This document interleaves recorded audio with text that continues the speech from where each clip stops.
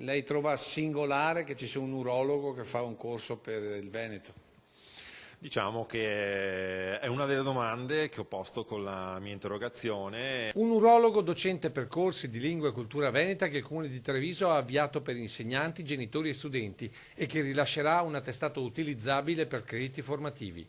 E non è l'unica circostanza che il consigliere comunale ha scoperto facendo un accesso agli atti. E poi c'è anche la questione legata all'appartenenza dell'assessore Nizzetto alla stessa associazione che riceverà un finanziamento comunale di 750 euro proprio per questi corsi. L'assessore in questione è Silvia Nizzetto, alla quale lo Sapio ha mandato l'interrogazione per dei corsi dove la cifra complessiva a bilancio è di 2.750 euro, di cui 2.000 per il corso di lingua veneta.